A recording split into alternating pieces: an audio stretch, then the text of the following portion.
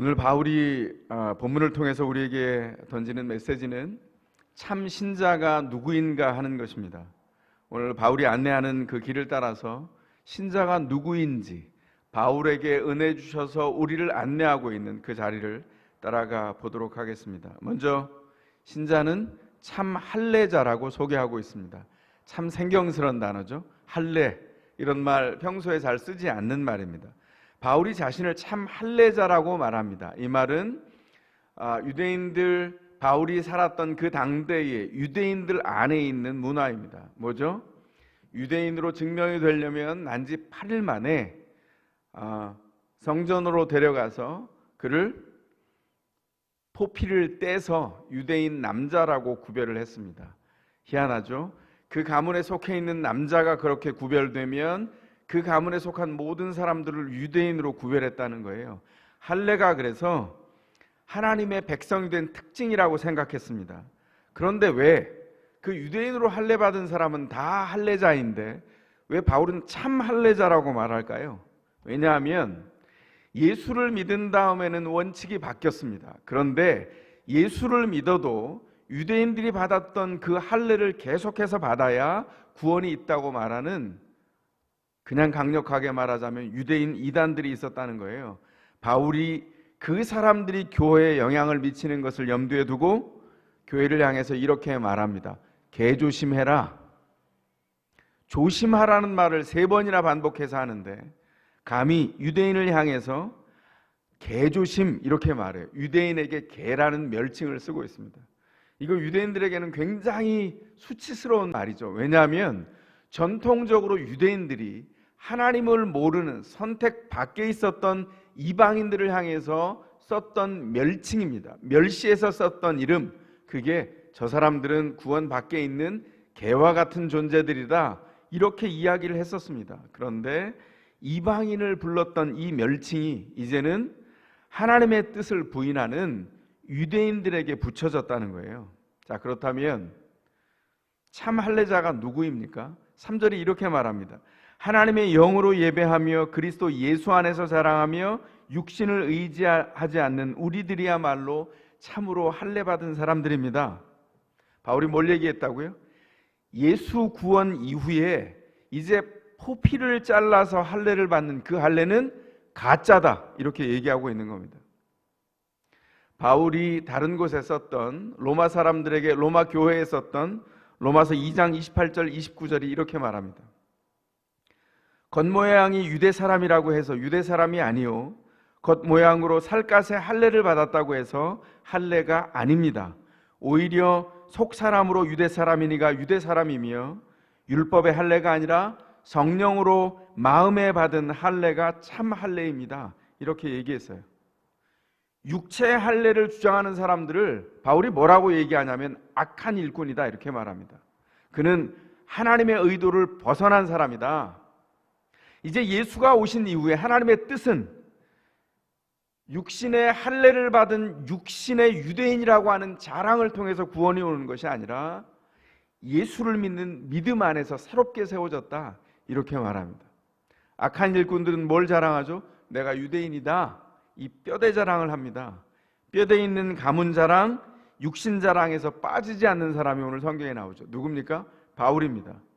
바울이 자기를 그렇게 소개합니다. 8일 만에 할례를 받았고 베냐민 지파에 속한 히브리 사람이다. 바울이 살았던 당대 베냐민 사람이다, 이렇게 족보를 말하는 건 흔한 일이 아니에요. 왜냐하면 그 족보가 그때까지 존속해서 흔히 남아있는 게 아닙니다. 그 가문이 정말 유대인으로서 뼈대 있는 가문이었다는 것을 증명하는 겁니다. 그래서 이어서 뭐라 그러죠? 히브리 사람 중에 내가 히브리인이다, 내가 아주 뼈대 있는 가문에서 자랐다, 이렇게 말하고 있습니다. 그런데 바울이 뭐라고 말합니까? 그럼에도 불구하고 바울은 더 이상 육신을 자랑하지 않습니다. 이유가 뭡니까? 예수를 만났기 때문입니다. 오래전에 제가 사역을 할 때 구역을 신방한 적이 있습니다. 그러니까 굉장히 오래전이었겠죠. 제가 사역하던 그 교회에 구역이 있었어요. 신방을 갔더니 그 구역장님이 사는 곳이 굉장히 고급 주택단지였습니다. 구역원들이 다 모여서 예배를 드린 다음에 대화가 시작됐습니다. 구역장님이 이렇게 말씀하셨어요. 아유, 이 단지 안에 사는 사람들이 유행이 생겨가지고요, 이제 막 차를 다 바꾸기 시작합니다. 그래서 여기는 차가 다 BMW가 되는 게 대세예요. 그래서 저도 지난주에 바꿨잖아요. 이렇게 얘기를 하는 거예요. 이 대화가 뭐가 잘못됐나요? 저는 개인적으로 잘못됐다고 생각하지 않습니다. 그분들이 사는 수준 안에서, 내가 일상 안에서 뭐 차를 바꿨다 지난주에 이렇게 얘기한 거예요. 문제는 뭐냐면 문맥이 잘못됐다는 겁니다. 그날 그 구역 안에 새로 이사를 와서 그 구역에 배정된 새로운 교인이 들어왔어요. 등록을 해서 새로운 성도가 함께 예배에 참여하는 첫날이었습니다. 원래 구역에 계셨던 분들은 일상 안에서 자신들의 변화된 일상을 나눌 수 있잖아요. 그런데 그분들의 일상의 대화에 새로운 분이 그만 상처를 받고 말았습니다. 구역장님이나 원래 구역원들이 의도한 것은 아닌데 이 나눔이 육체의 자랑이 되고 말았어요. 조심해야 되는 대목이죠. 돌아보아야 할 대목입니다. 우리는 하나님의 영으로 예배하는 사람입니까? 바울이 빌립보 교회에 보낸 편지를 기준으로 하자면, 성경을 기준으로 하자면 우린 이런 질문을 던져야 합니다. 우린 정말 하나님의 영으로 참으로 예배하는 사람인가? 만약에 하나님의 영으로 예배한다면 하나님의 뜻에 순종합니다. 그럼 이런 질문을 할 수 있을 거예요. 지금 하고 있는 이 자랑이 최선입니까? 내가 다른 사람과 비교해서 저 사람보다 내 상황이 못하지, 그래서 육신을 더 자랑할 수 없어서 하는 낙담이 정말 정당한 건가? 그래서 생긴 속상함과 염려와 불평이 최선일까? 다시 한번 주님 앞에 질문하면서 자기를 고쳐야 합니다. 내 삶의 일상이 틀렸다는 것이 아니라 하나님이 누군가와 함께 살도록 하셨을 때 그를 배려하지 않는 마음과 그에게, 그의 입장에서 보았을 때 내가 한 이 자랑이 육신의 자랑으로 변할 수 있다면 멈추어야 한다는 것이죠. 신자는 자기 자랑을 주님이 주신 코이노니아 교제라고 말하지 않습니다. 그래서 우리가 목장을 통해서 함께 나눌 때 목장은 예수를 통과한 인생이 마주하는 자리입니다. 예수를 만날 VIP들을 목장으로 초청해서 예수를 통과한 인생이 먼저 그분들을 품어주고 축복하는 자리가 바로 목장이라는 것이죠. 그래서 교회가 이 사회 안에 위대한 일을 합니다. 뭐죠? 교회는 밖에서 만나는 라이온스 클럽이 아니에요. 비슷한 수준의 사람이 만나서 회비를 내고 그 사람들이 들어와서 자기 일상을 그냥 스스럼 없이 나누는 것이 아니라, 교회는 배경이 다르고 학력이 다르고 출신지가 다르고 함께 모여올 수 없는 사람들이 예수의 은혜 때문에 모인 곳이 교회입니다. 그래서 다르다는 것이 장벽이 되지 않습니다. 왜 그렇습니까? 예수 안에서 하나가 되었기 때문입니다. 그렇다면 교회 안에 목장으로 모였을 때 많이 배운 신자, 학력이 높은 신자는 뭘 자랑할까요? 자기의 똑똑함을 자랑하는 것이 아니라 허리 숙여서 섬겨서 예수를 자랑합니다. 지금 현재 고난을 통과하고 있고 골짜기를 걸어가고 있는 사람, 마음도 연약해졌고 몸도 연약한 신자, 그는 그 연약함이 예수님을 더 깊이 알고 순종할 수 있도록 연단했으므로 예수 안에서 우뚝 서간 인생, 우뚝 서가고 있는 그 인생의 과정을 자랑합니다. 목장 안에서 그 일이 나눠진다는 것이죠. 목장이 모여서 함께 나눌 때 거기 예수가 있다면 육체의 자랑은 무참히 무너질 것입니다. 예수가 자랑된다면, 예수의 복음이 거기 생생하게 서 있다면 우리의 육체의 자랑은 부끄러움이 되고 말 거예요. 모든 연약함과 상처와 약점이 그리스도 예수를 알게 한 은혜입니다. 그래서 목장은 그 풍성한 예수의 은혜의 복음을 알고 누리고 나누는 자리가 되는 것입니다. 사랑하는 성도 여러분, 여러분은 육체를 자랑하도록 부름받지 않았습니다. 예수를 자랑하도록 부름받았습니다. 우리가 기회가 되어서 나누는 모든 현장, 목장을 포함한 우리를 파송한 모든 일상에서 우리의 자랑은 예수여야 할 것입니다. 두 번째로, 신자는 세상 사람과 전혀 다른 인생 계산법으로 삽니다. 모든 인생이 인생의 손익 계산서를 들고 있습니다. 여러분의 인생은 손익분기점을 넘어서 승승장구하고 있습니까? 아니면 막대한 손해를 보셨습니까? 그리고 승승장구했는지 손해를 보는지 그것을 판단하는 기준은 도대체 무엇입니까? 예수 제자로 사는 것은 어쩌다 우연히 흘러 여기로 온 게 아니에요. 예수 제자로 산다는 것은 교회를 드나드는 것을 얘기하는 것이 아닙니다. 예수 제자로 산다는 것은 예수의 은혜 때문에 교회 안에 들어왔는데, 일원이 되었는데, 그가 인생의 가장 중요한 증거가 예수 때문에 바뀌어서 예수를 믿었던 그 삶을 통해서 예수 만나기 이전의 삶과 이후의 삶, 예수를 만난 비포와 애프터의 삶이 완전히 바뀐 사람을 의미합니다. 우연히 만들어진 것이 아니라 철저히 계산하는 게 예수의 제자들입니다. 예수님이 12제자를 부를 때도 12제자는 계산했고요, 사도 바울도 철저히 계산했습니다. 계산을 해보니까 예수를 따라가는 것이 수지 맞는 인생이다, 주의 은혜에 이끌려서 주님 앞에 그렇게 따라왔다는 것입니다. 문제는 뭐죠? 이 인생을 계산하는 논리가 세상과 정반대라는 겁니다. 세상에서는 이익을 볼 미천이 신뢰할 만한 출신 가문이나 학력이나 여태껏 쌓아온 경력이나 커리어 같은 겁니다. 내가 부모로 물려받은 자본, 돈, 이런 것이죠. 이 세상 기준을 따라 살았던 대표적인 한 사람을 제가 소개하겠습니다. 해티 그린이라고 하는 사람, 월가의 검은 마녀라는 별명을 가졌던 한 여인이 있었습니다. 1996년에 출간된 미국의 부자 100명이라고 하는 책이 있는데, 거기에 보면 역사 안에서, 미국 역사 안에서 부자 100명 안에 들었을 뿐만 아니라 36위에 올랐던 미국 역사상 최고 갑부, 그가 해티 그린이었습니다.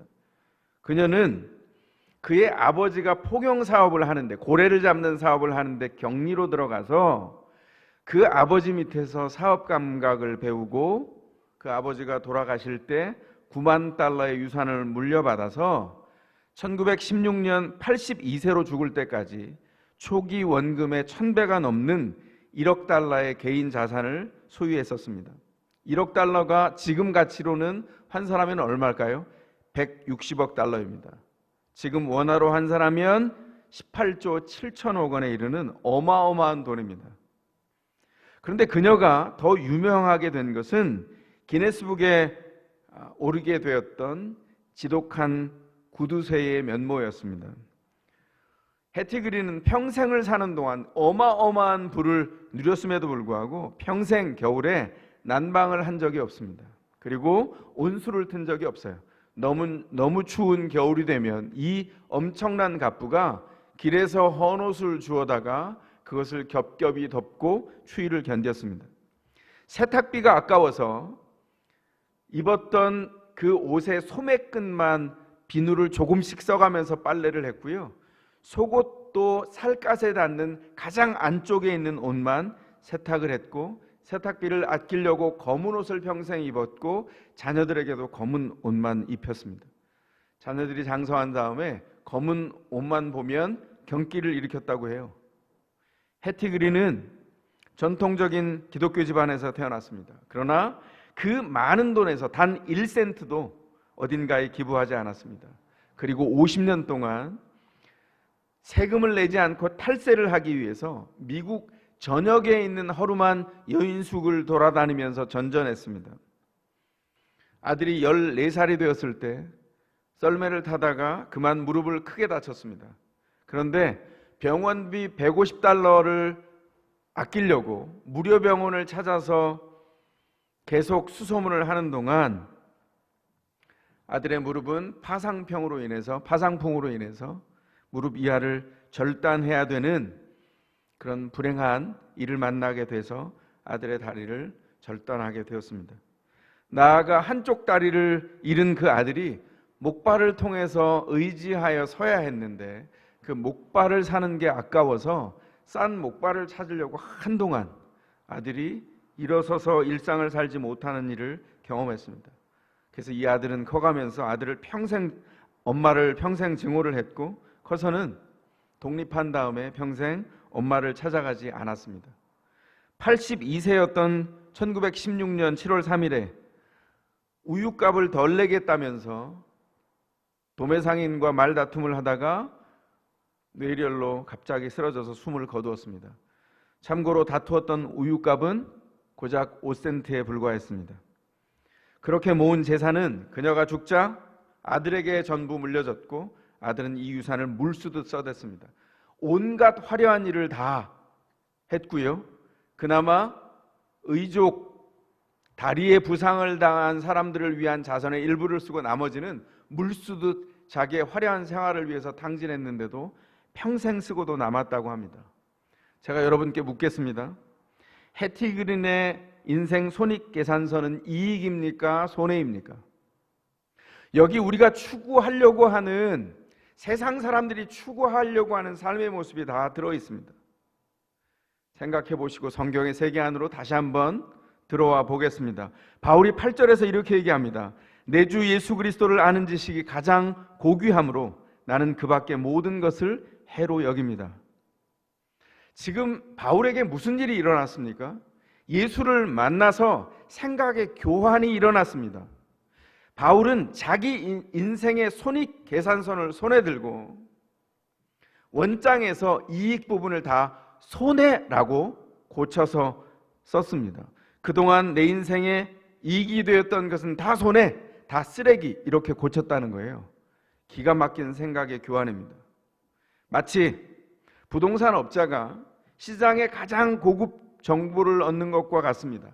엄청나게 값비싼 땅이 나왔어요. 남들이 알기 전에 내가 먼저 구입해야 됩니다.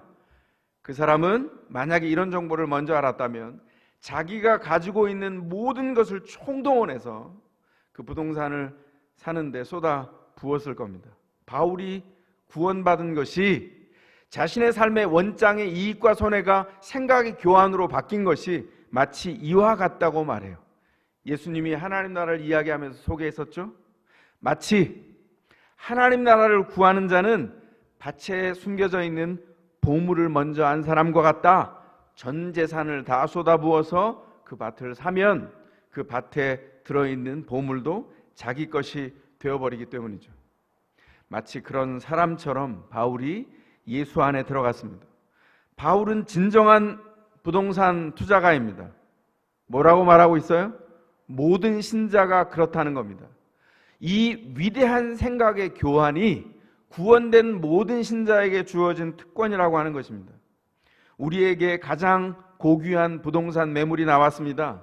그 부동산은 바로 예수 그리스도입니다. 그리고 예수 그리스도를 통해서 우리에게 주어진 하나님 나라입니다. 성령 하나님이 우리 가운데 임재하셔서 우리 가운데 하시는 일이 무엇입니까? 우리에게 가장 고귀한 보물, 이 하나님 나라라고 하는 부동산이 쇠하지 않고 좀먹지 않는 너에게 주어진 가장 고귀한 가치이기에 그것을 먼저 붙잡아라. 그래서 네가 이익이라고 여겼던 그 모든 가치들, 그 모든 보물을 뭐라고 여기라고요? 바울이 먼저 썼습니다. 오물, 쓰레기라고 쓰고 손해 쪽으로 다 원장에 그 목록들을 옮겨 놓았어요.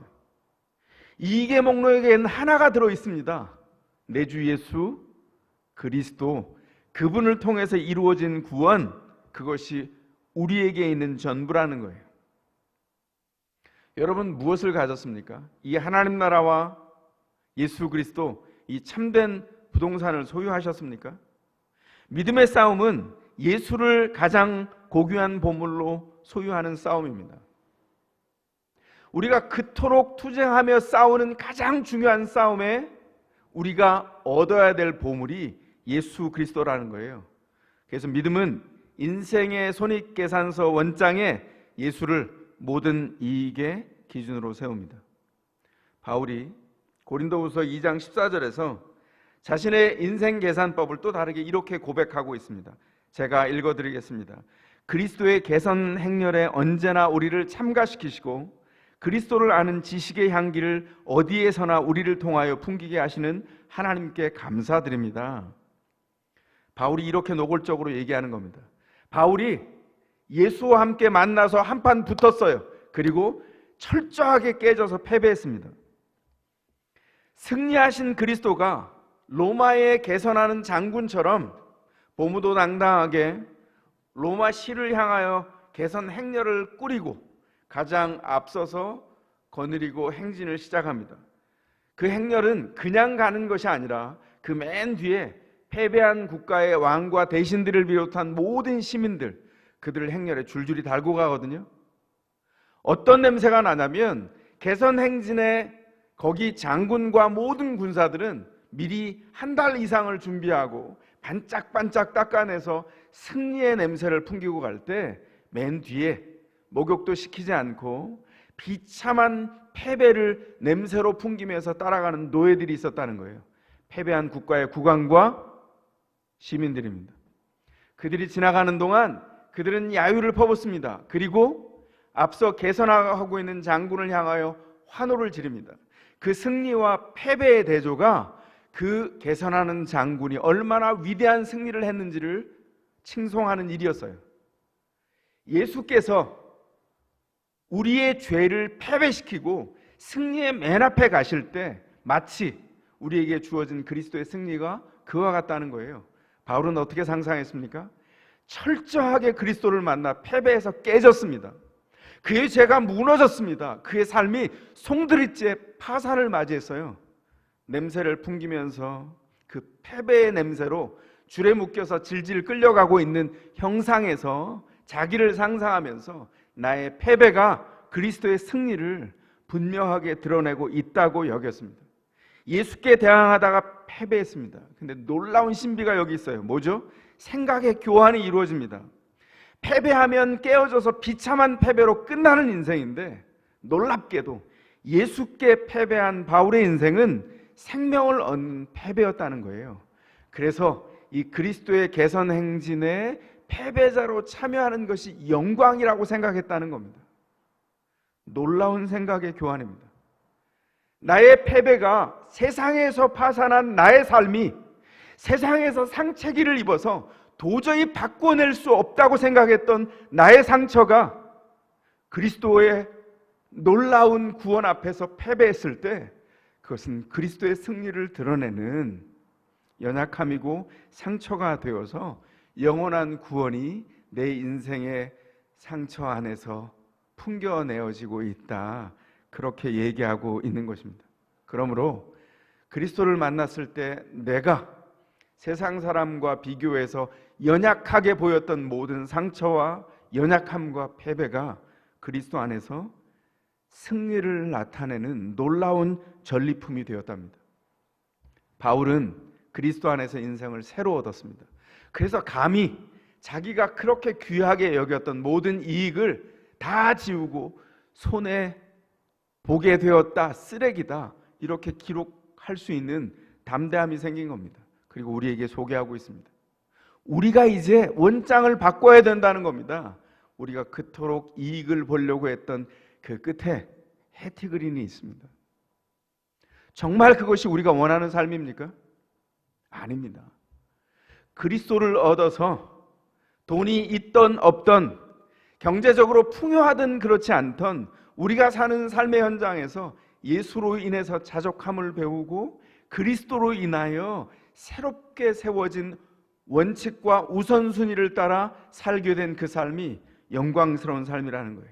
그리스도 예수 안에서 구원을 얻은 모든 신자의 자화상이 이것입니다. 그래서 우리는 우리가 싸우고 있는 질병과 경제적인 어려움과 마음의 고통, 우리를 초라하게 만드는 모든 것, 우리가 다 잃은 것 같은 이 감정과 이 느낌, 육신의 자랑을 다 잃었을 때 생긴 실패와 열패감, 이 파산으로 인해서 생긴, 세상에서 비교할 때 내가 내세울 것이 없을 것 같은 이 파산의 현장이 그리스도 앞에서 실패함으로 그리스도의 승리를 드러낼 뿐만 아니라 그 행렬을 따라 나도 구원받아 승리자가 되어서 구원자로 서게 되었다는 것입니다. 육체의 실력, 세상에 자랑할 것들을 수익칸에서 옮겨서 다 손실에 옮겨 놓았습니다. 내가 수익이라고 생각했던 거 다 손실로 잡혔습니다. 영적인 파산 선고를 했습니다. 그래도 너무 좋습니다. 왜 그렇습니까? 우리가 예수를 만났기 때문입니다. 가장 고귀한 보물을 간직한 것을 이제 알았기 때문입니다. 우리가 가장 두려워하는 죽음의 문제, 그 문제를 복음 안에서 바울은 어떻게 해결하고 이해하고 있을까요? 죽음도 예수를 만날 때 두려운 것이 아니라 가장 바라는 것이 되었다고 10절에서 이야기합니다. 10절에 뭐라고 얘기합니까? 그리스도를 아는 것이 그분의 죽으심을 본받는 것을 열망하는 마음으로까지 나아가게 됐다, 그렇게 얘기하고 있습니다. 우리 가족 중에, 더세몰 성도 중에, 우리가 후원하는 선교사님 가정에 어려움과 이 투병으로 인한 기도 제목들이 여기저기 있습니다. 그러던 중에 제가 지난 목요일 저녁에 저희 막내딸로부터 조심스러운 한 소식을 들었습니다. 막내딸과 둘이 이렇게 대화를 하고 있는데 조심조심 머뭇머뭇거리면서 말을 꺼냈어요. 제가 존경하는 신앙의 선배 팀 켈러 목사님이 췌장암에 걸렸다는 소식을 제가 막내딸을 통해서 들었습니다. 제 두 딸이 그 소식을 듣고 서로 공유하면서 아빠가 이 소식을 들으면 많이 놀랄까 봐 며칠을 주저하며 기도하다가 막내딸이 조심스럽게 저에게 그 얘기를 꺼냈습니다. 두 딸이 팀 켈러 목사님을 아는 이유는 제가 오래전에 팀 켈러 목사님을 소개하고 그의 책이 많이 번역되어 있습니다. 어떤 책을 읽어도 좋은 책이라 팀 켈러 목사님의 책은 다 읽으라고 권유하고 싶을 만큼, 그래서 딸들에게 권유했고 딸들도 팀 켈러 목사님의 책을 탐독했습니다. 그래서 제게 소식을 전하는 게 염려가 되었답니다. 저에게 그 소식을 전해줄 때 갑자기 즉시 마음속에서 슬픔이 차오르는 것을 느꼈습니다. 그리고 눈물이 났습니다. 하지만 이내 눈물을 닦고 딸에게 그렇게 말했습니다. 팀 켈러 목사님은 평안하실 거야. 예수 안에서 삶과 죽음은 연결된 한 덩어리란다. 제가 그런 얘기를 했습니다. 우리가 묵상했던 빌립보에서에서 말하는 것처럼 그리스도와 함께 있는 죽음도 주님과 함께 있는 기쁨으로 인해서 두려움이 아니라 설레이는 기쁨으로 맞이합니다. 그런 이야기를 나누고 제가 이렇게 공개적으로 나눌 수 없는 딸과의 친밀한 이야기를 그 뒤에 이어갔습니다. 그리고 그날부터 팀 켈러 목사님의 치유를 위해서 저도 개인적으로 기도하기 시작했습니다. 마음은 슬픕니다. 그러나 동시에 기뻤습니다. 왜 그렇습니까? 우리는 신자가 된 위에 예수를 통해서 구원받은 이후에 죽음에 대한 손익 계산서도 달라졌습니다. 죽음은 더 이상 두려워할 대상이 아닙니다. 그것은 예수 안에서 기뻐할 일입니다. 그리스도 안에서 영원한 임재를 누리게 되는 평안이기 때문입니다. 그럼에도 불구하고 왜 눈물로 기도할까요? 하나님이 그 인생 안에 보여주셨던 복음을 증거하는 그 은혜가 이 땅에 남아서 그분은 고통스럽겠지만 함께 더 나눠줄 수 있는 기회가 있었으면 좋겠다. 복음이 이렇게 척박한 시대에 위대한 신앙의 선배를 주셔서 함께 나누게 하신 일이 조금 더 계속되었으면 하는 개인적인 바람이 있습니다. 그럼에도 불구하고 주님이 아니다, 내 계획은 이렇다, 주님의 계획을 실행하시는 일이 우리의 생각과 다르다면 그것도 아멘으로 받을 준비가 이 안에 됐습니다. 딸과 함께 대화하면서 누린 제 유익이 뭐였을 것 같습니까? 딸과 제가 단지 혈육의 사랑으로 묶여있는 것이 아니라 예수 그리스도를 아는 고귀한 지식으로 묶여있다는 생각이 확인이 되어서 그 일이 참 행복했습니다. 감사로 이어졌습니다. 다시 한번 말씀드립니다. 그리스도만이 우리의 총수익이고 우리가 가진 자산의 전부입니다. 동의하십니까? 우린 여기서 출발합니다. 예수만이 여러분의 인생의 자랑이십니까? 예수만이 가장 고귀한 보물입니까? 예수 없이는 설명할 수 없는 그 인생을 살고 계십니까?